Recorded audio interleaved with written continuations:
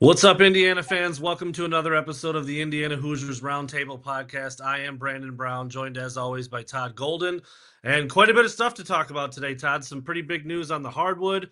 Obviously, the football spring game is actually kicking off several hours after we are recording this, so I guess we'll see when people decide to consume this episode. But lots going on, pretty big time stuff, including Lamar Wilkerson committing to the Indiana basketball team. I know that's a big deal. Comes over from Sam Houston State. I guess we'll start right there. Why is that a big deal?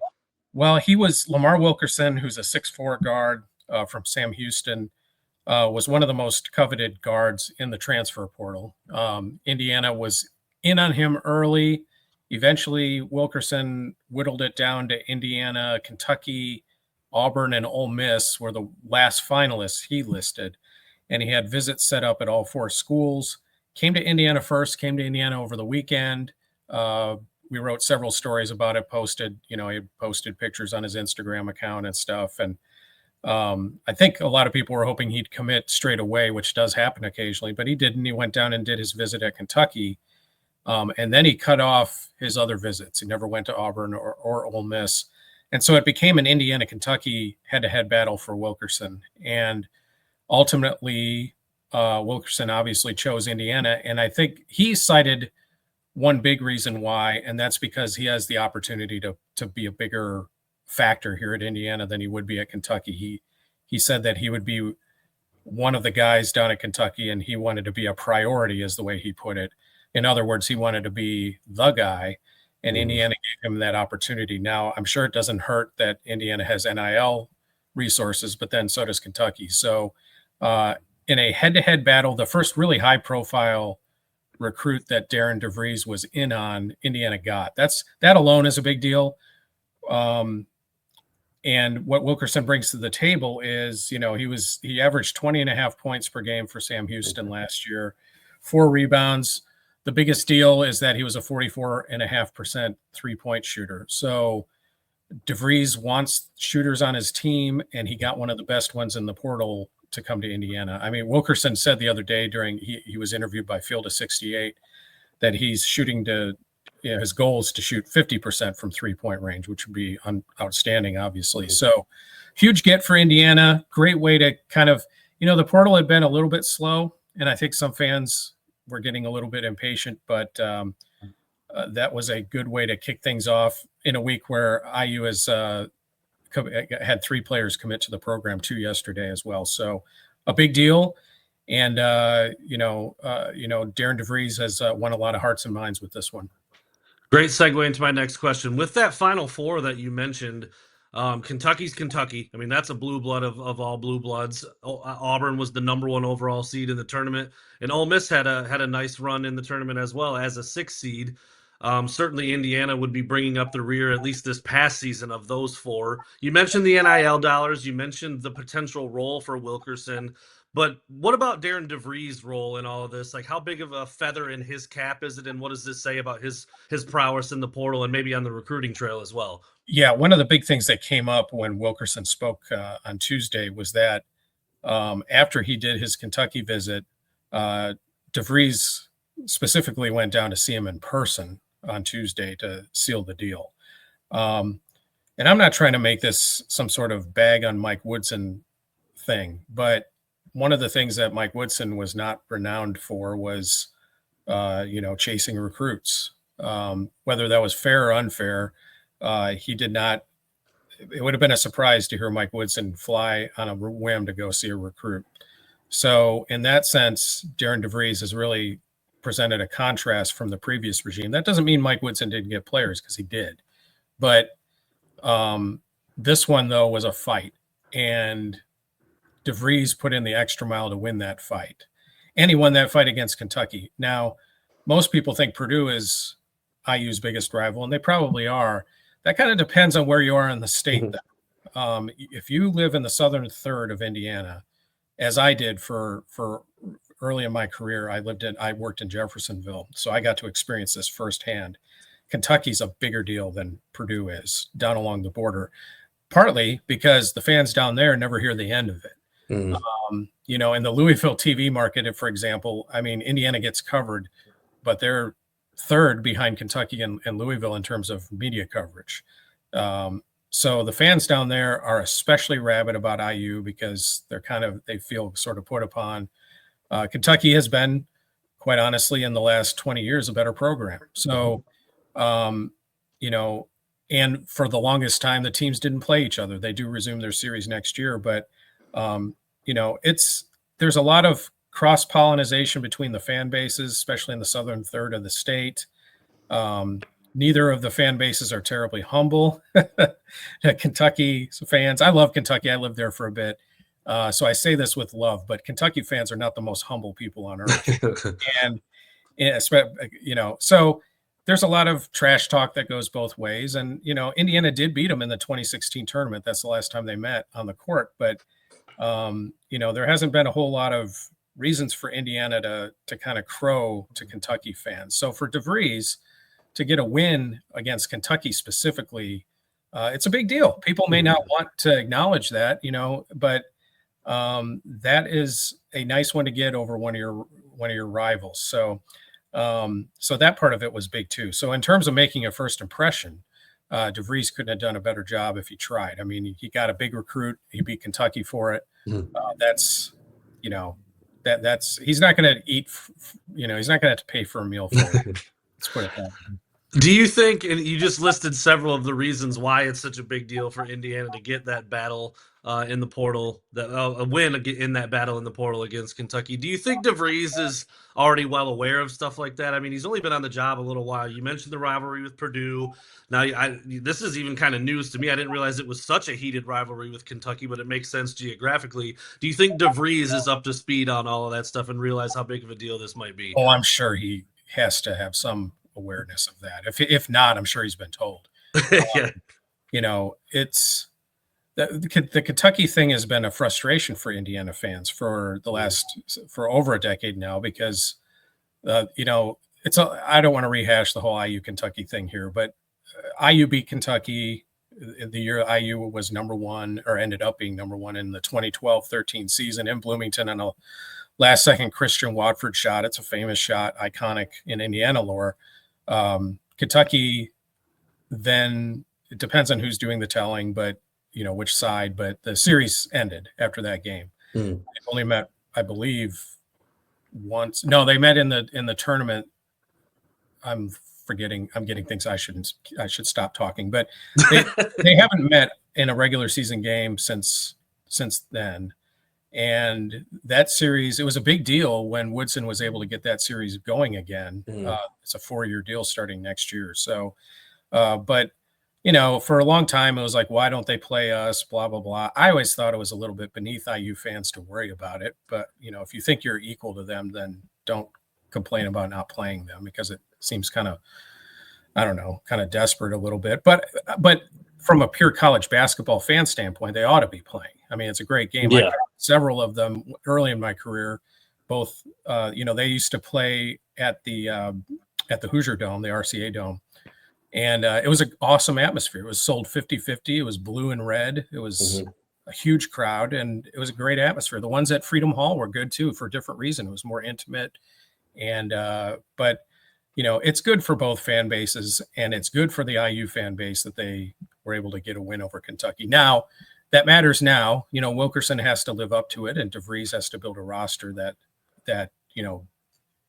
lives up to the potential of what these guys are. But in the meantime, though, it's a big deal for DeVries, and it's based on everything I've seen, people are loving the fact that they got Lamar Wilkerson, and hopefully he turns out to be the player they think he is. Well, let's talk Wilkerson specifically then just for a minute. You always wonder, when a guy comes from a small school to a bigger school, bigger conference, better talent, bigger players. I mean, all of that stuff applies when you go from a place like Sam Houston to Indiana. And you see it, all across the country. Sometimes guys continue to thrive. Other times the production dips a little bit. What would be the expectation for Lamar Wilkerson? Is he, a projected starter immediately at this point? And just what would be realistic for him to do now that he's at IU? Oh, I don't think there's any doubt. He should be starting. I would think we can't really form a starting five yet because the one thing Indiana has not got out of the portal yet is a front court player. So, so that is still incomplete. But as things currently stand, I mean, I would think he would be starting alongside Tucker DeVries. We'll talk about, some of the other players they brought in a little bit, but, I would think that they would pair those two together because they're both great shooters. They both have some similar skill sets, and it would be a pretty difficult matchup for other defenses to contend with. I mean, we don't know yet about Luke Goody and whether he's going to get that year he's seeking. He would sort of factor into the mix as well. But it's, it's the possibilities are enticing for what Wilkerson can bring to the table, and he's a good defensive player too. So Wilkerson, is among the players they brought in who should be able to help them defensively. Now, there's always the question of whether it translates to the Big Ten, but I think we found out through the portal over the last few years that a lot of the mid-major players that are brought in do just fine in the Big Ten. Yep. The good ones are good. I mean, there's a reason why they go where they go. Yeah, I agree. So I think those fears, it was a big deal when the portal began, but there's enough evidence in the bank to suggest that he should be fine in terms of his production, especially what he does. I mean, he's a shooter. So yeah, it's a little different closeout in the Big Ten versus, Conference USA where he'd been playing in terms of defense, but those are skills that should translate. So hopefully for Indiana's sake, they will. Well, you mentioned a couple of other players, obviously both guards as well. So that does make it a little interesting in terms of the lineup and who may get what minutes and who starts each game and things like that. Hope I'm saying his name right. Josiah Miles and Tatum Connerway. So both, again, two more guards to pair with Wilkerson and DeVries. I mean, you've got some depth forming there a little bit now that Darian DeVries has been on the job for what do we got? About a month now at this point, maybe a little over that. Exactly a month. Tatum Connerway is a big acquisition too. He committed very late last night. I think it was 11:30 something when that commitment came over. Just kind of late, but we kind of anticipated it was coming, and he's a big deal. He's the Sun Belt Player of the Year coming out of Troy. Averaged, if you see me looking over, I have my notes to my camera right. If I put them above me, my glasses, I can't see above that. That's what but averaged 14.2 points per game, shot 47.1% from the field. But the bigger deal that I think that's kind of been lost a little bit with Connerway is what a defensive presence he is. He has led the Sun Belt in steals the last 2 years. He averaged 2.1 his freshman year, or his first year at Troy. I shouldn't say his freshman year, and then bumped it up to 2.9 this last season. So what DeVries likes to do with his guards is he likes to force the issue in terms of turnovers and turning that into offense. So Connerway, in that sense, is exactly what he wants to have from one of his guards. So, and he can score. So, he's a really good addition. Josiah Miles, who comes from North Florida, averaged 15.4 points per game and 6.8 rebounds. He's a bigger guard. He's 6'6", so he's probably more of a swingman type. He was third team All-Atlantic Sun. I think he's probably a little bit more of a project. And he should be playing behind DeVries and or Goody or Wilkerson. So he's there for depth, but pretty athletic guy, and we'll see how he kind of fits into the mix. But the nucleus is forming. So you add those three guys this week in the last 2 days to Tucker DeVries, as I mentioned, Connor Enright, who the point guard they got from DePaul via Drake, who had played for DeVries before when he was at Drake. And then Reed Bailey from Davidson, who's a forward. So Reed Bailey's the one bigger guy they have gotten, but he's more of a stretch forward. He's not going to be, he's not primarily going to be banging around in the post. So that's where they're at. And then Trent Sisley, of course, coming in as an incoming freshman. So who's more of probably a 3 in college basketball. So still a ways to go. I mean, they got more. They need to get some front court guys, but the nucleus of the backcourt and the small forwards is looking pretty solid at this point. Josiah Miles, also a decent shooter, approaching 35% from three last year, and did score almost 16 points a game. So if that's if that's one of your second or third guards off the bench, you're doing all right. So Indiana doing some good things in the backcourt there. Need to add a little bit of size, and we'll see what Darian DeVries continues to do. So what will Darian DeVries continue to do? Who else is still out there? Obviously, they're busy, and he's got pretty much an entire roster to build. So yeah, what's left to do, and who's he looking at? I mean, one guy to look at is Elijah Freeman, who's actually a Division II kid out of Lincoln Memorial in Tennessee, who's been a Division II power for the last 15 years or so. He averaged 18.9 points and 8.7 rebounds at Lincoln Memorial. Now, it's Division II, but there's been a lot of Division II players that have come up and done well at the Division I level too. 1 week this year, he was the player of the week in his conference. He averaged 35.5 points. So a bigger kid who is highly sought after. I know Tennessee, I think he was supposed to visit Tennessee this week. So Indiana is in on him. Another guy who may still be in the mix is Dylan Darling, the Big Sky MVP from Idaho State. Averaged 19.8 points for Idaho State. He began his career at Washington State. So those are just a couple among many, and I'm sure more names will come up as they go along. But the portal closes soon, but that doesn't mean portal season closes. You can sign whenever you want. So fans shouldn't be, if you see portal deadline is on Monday or whenever it is, that's just when players can join the portal. You can sign a player whenever you want. So don't panic if Indiana's roster isn't filled by the end of the portal window. They got time. So, and they got the fish that they've sought so far, they've caught. So, for the most part. So, so far so good. And it's just a matter of getting, a little bit of front court help, and then kind of, doing what DeVries promised he would do, which is to make sure the players complement one another. He doesn't want to just go grab talent, that doesn't fit together. So we'll see where that takes them. And, but it's been an encouraging week. Well, the women's side of things has been pretty busy too. We talked about that last time we were on. I think they were both adding and subtracting via the portal, which is the same for pretty much all programs right now. I'm gonna try my best on this first name that you sent me here. So on the women's side of things, the Hoosiers have signed Zania Soka Ngumen. I read it as Zania Saka Nujman.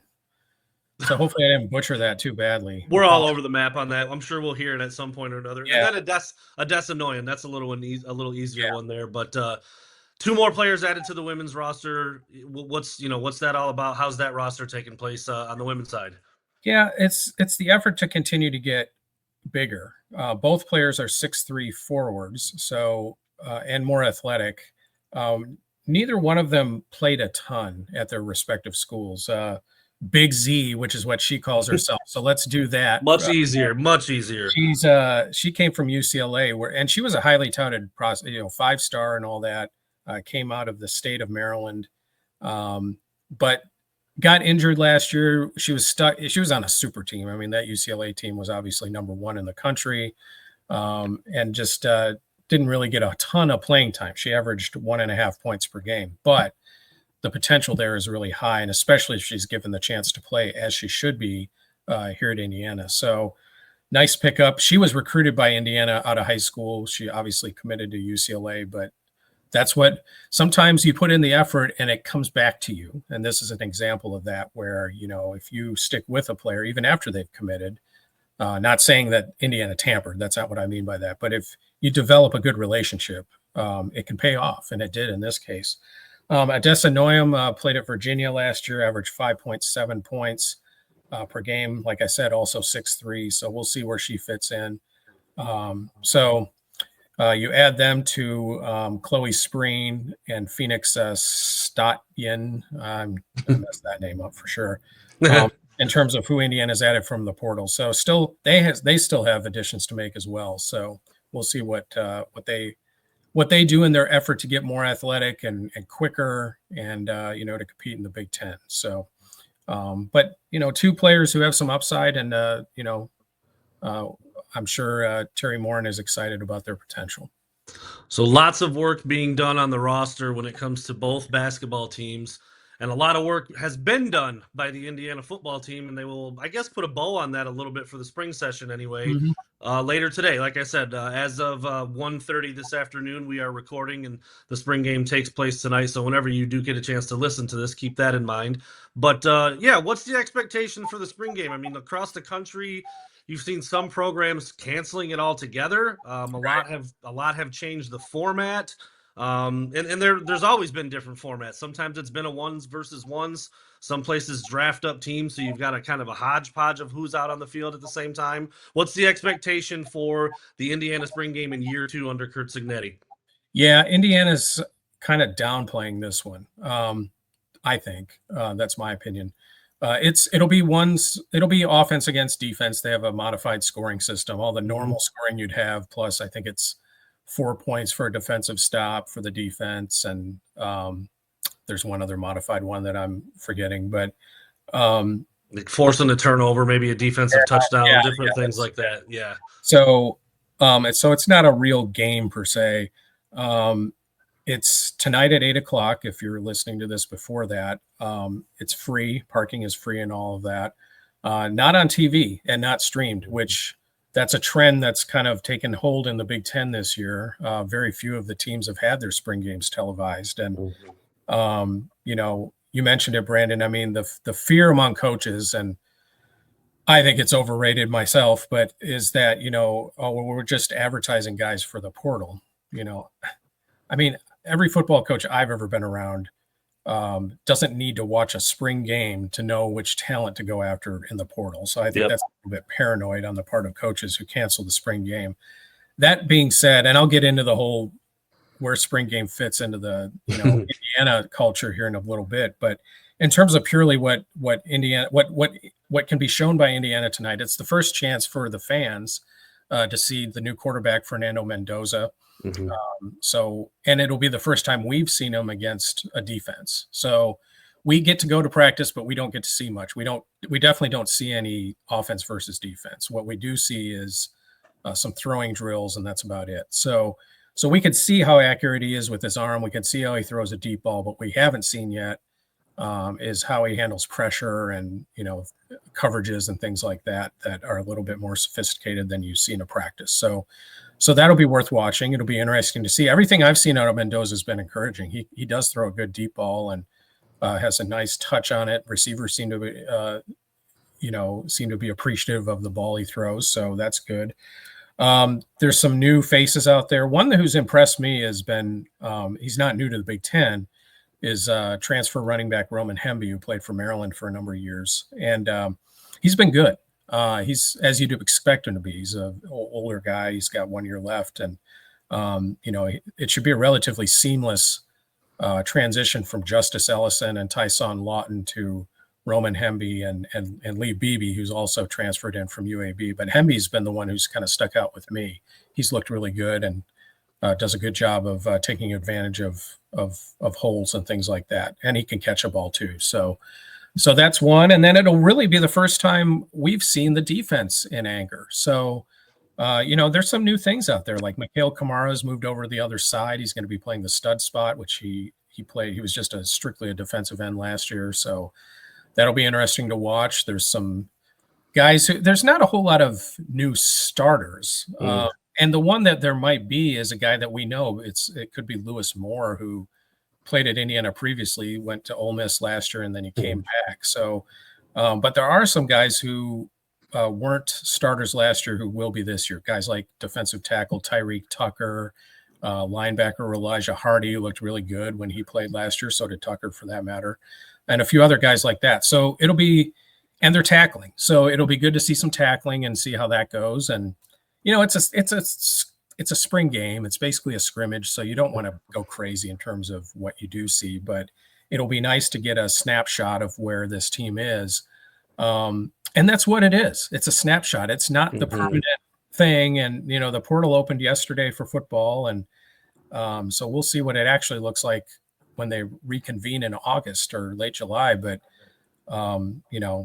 we do get at least a picture of where it looks now. So it'll be interesting to see it and see how it pans out.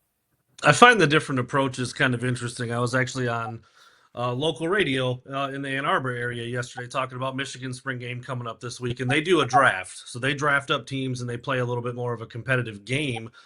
But with that format, you see almost no starters versus starters. I mean, you've got backup linemen against starters. You've got third string quarterbacks throwing to starting receivers. And so I often wonder sometimes what's more valuable. It sounds like at Indiana, you're going to get ones versus ones, twos I versus think so. twos. I mean, I don't want to promise that necessarily. Yeah. That's what I recall from last year's spring game. So, I'm sure there'll be a mix. I mean, as they go along, you want to, the whole point of a spring game is to try things out. So we'll see. But, what I thought was interesting though, last week when Cignetti spoke to us, I asked him about the spring game, and I was kind of curious where he thought after the year they had last year, where, people were justifiably excited about the season that Indiana had. I wondered how much the enthusiasm was going to translate to spring ball, and how enthusiastic Cignetti was going to be about it. And I was kind of surprised. That was normally be a moment where he might break into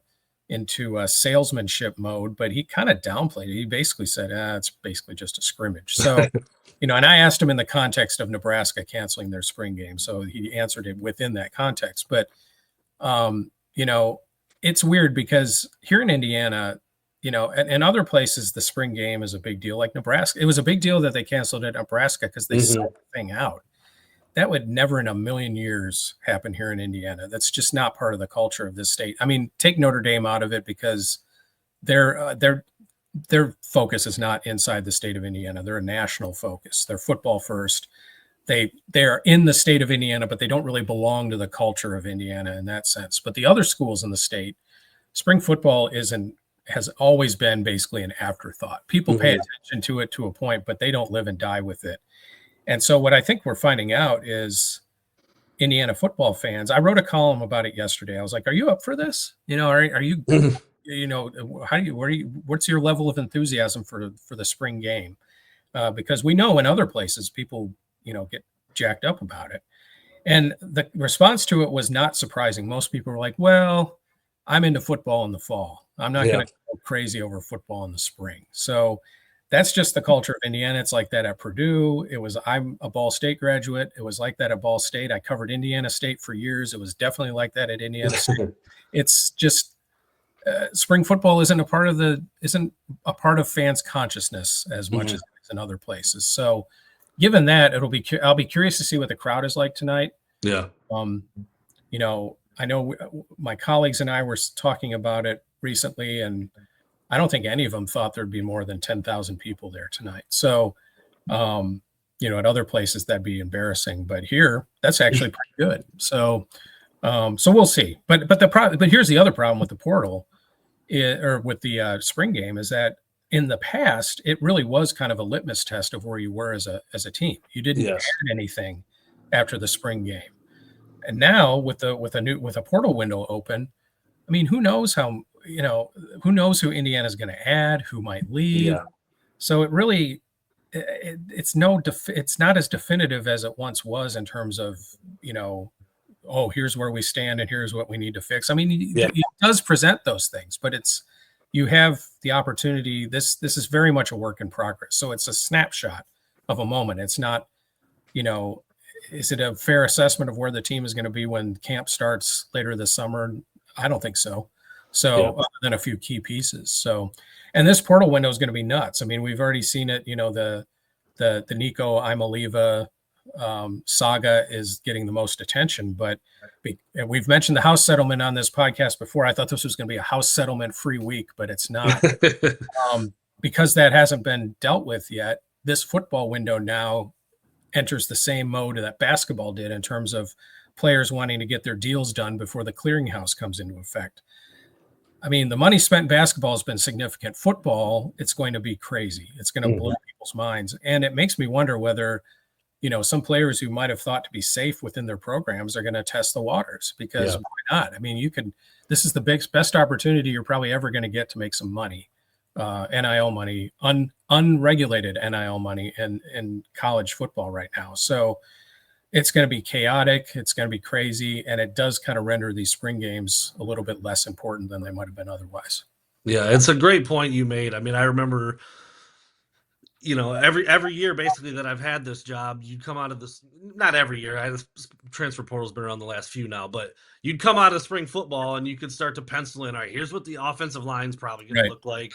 Here's your 2-3 wideouts. Here's your quarterback battle. Now, half those guys might not even be on the team yet. And then, and then you got to try to figure it out in the fall. And obviously the coaches do too. They have to really get after it in the fall to see who fits where and who's going to start and all that stuff. And yeah, so I mean, good in a lot of ways, but also, kind of like you said, unrewarding and maybe unimportant in some other ways. Yeah. The one thing that Indiana has an advantage in, I think, is that Curt Cignetti coached for years at the FCS level. Now, at the FCS level, you could always add during the summer, which is why you'd get, when I covered Indiana State, they got several Big Ten guys in after spring.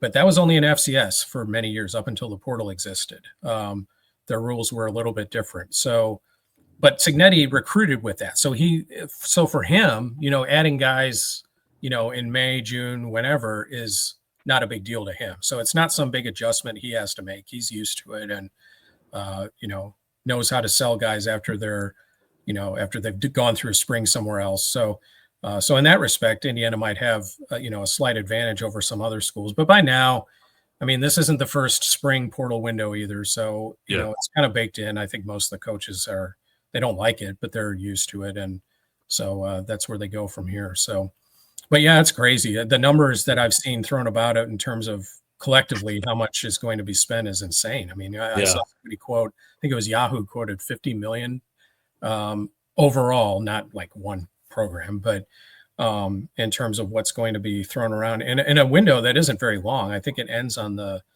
25th. So again, players can commit after the window's closed, but it's going to be fascinating to see where it all goes and also what Indiana prioritizes too. I mean, the spring game may give some evidence on what help they need in certain areas, I guess, but I'm sure the coaches have assess that through the spring practices. That's part of the reason probably why spring practices continue to have some value. It is an assessment time. So we'll see. We'll see where they go.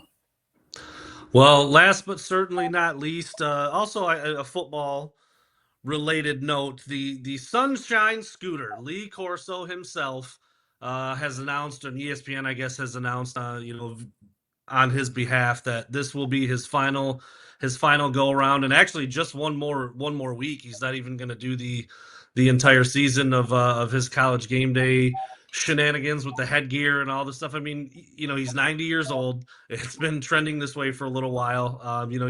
He's still got a great glow about him, a great personality about him, but it had been getting tough for him. I mean, he's struggling to speak a little bit these days, but with some Indiana roots in his background, what are your thoughts on it? I mean, it's probably appropriate, but I mean, this is a guy who's been part of people's Saturday mornings for almost 40 years, and again, with some IU roots, there's probably a little bit close to home there.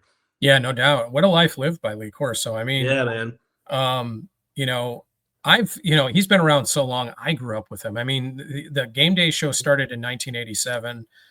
I think I would have been in high school at that point, and so really, I barely remember college Saturday mornings without Lee Corso myself, and I'm not young. So it's, what he turned that program into, which when it first started was just a normal pregame show, but through his personality, it became something way bigger than that. It became a phenomenon, and it really is a credit to Lee Corso. I mean, they did a good job of blending around him. For years, Chris Fowler was the host, and then Reese Davis in recent years. Kirk Herbstreit has been on the show since the 90s, has been has a great relationship with Corso, and has obviously been I know Indiana fans were mad at Herbstreit last year, but overall he's been great for that show. But it really, Corso was what made that appointment television. And he's such a character. IU fans knew that from when he coached here. He coached at IU from 1973 to 82. And that's what he part of his renown was, he talked as a coach. He was sort of a huckster, I guess, if you want to put it that way. It's before my time, but I'd heard of him. Even before he was on Game Day, you heard of Lee Corso. He went to Northern Illinois after he left Indiana, but and actually coached Indiana to a bowl bid in 1979, back when it was much tougher to make a bowl game, and had some success here as well. That 1979 team is still one of the most famous IU teams ever. So he has a legacy of winning here at Indiana, but his primary legacy is Game Day. I'm so happy that, one of the side benefits of Indiana's football success last fall is that it gave ESPN a chance to bring Corso back here, for a Game Day when they came for the Washington game last year. And it was really fascinating to watch because we, as part of the media, we had a backstage pass, so we got a little bit more access. And, that show is no joke. I mean, you're moving around all over the place. It is whiz bang, quick. It was fascinating to watch. It was a well-oiled machine. And it's not like Corso's sitting there on his butt the whole time. I mean, he's moving around. Yep. He's getting producers talking to him constantly. It is not something that nobody on that show is lazy. I mean, so for him to put in that effort, in his late 80s, and he had a stroke, I think, in 2009. So he's dealt with that for the last 15 years or so, but has dealt with it in a way that has been admirable. I know he's had a little bit of trouble speaking in recent years, but he seemed pretty spry to me when I saw him, especially for somebody his age. And the whole headgear thing, my daughter and I, she kind of she's an IU grad. She graduated last year, and she was in the marching 100, but she never really got a chance. She's never really watched college football as a spectator until recently. And I remember last fall when Corso came, when Game Day came, and it was such a big deal. It's a phenomenon. It's only been at Indiana twice. And the other time it was here, it was a Thursday night game, and they didn't do the whole studio, it wasn't real Game Day. I mean, this was real Game Day with the crowds and all that last year, which was awesome. And we watched one of those YouTube compilations of his headgear things, where they really turned it into a production. The one where he swore on air when he put on the head and shooting off T-shirt guns at Oklahoma and stuff like that. I mean, he's celebrating the culture of college football. Yeah, for sure. College football is a great culture, whether you're a fan of some of these schools or not. You can't deny that, the culture at Ohio State, the culture at Michigan. I grew up a Big Ten fan, hating those schools. But they have their culture, and he celebrates the culture of these schools. And he was a great heel too. I mean, those are the funny ones, the ones where he puts the head on of the visiting team and he gets. I mean, he just was absolutely shameless about that, and I thought it was great entertainment. So he will really be missed. And I'm not typically like that about studio shows. It's kind of a shame that one and the other great one that's on right now, Inside the NBA, isn't long for the world either. But Corso was outstanding. Indiana can lay claim to him. He coached here. He's beloved here. Fans, when he came last year, loved it that he was back. And, he always soaks up the his IU heritage when he comes. I don't think I could be wrong. I don't think he's ever picked Purdue on the picks. It's a thing with him. I could be wrong. Maybe he has, but so he kind of brings that IU-ness with him, I guess, to his broadcasts. And even if he hadn't been at IU, it's a sad day. It's a great day in a way because you celebrate him, and he's not gone. He's just caring. But what a great bunch of memories, and he'll be missed. That was his years at ESPN were so vital in making college football. It's always been a big deal, but he added to the spice of the college football culture, and not many people have done that. Think of people on TV who have done it. I mean, Keith Jackson jumps to mind. Maybe SEC fans would point out Vern Lundquist, who was great.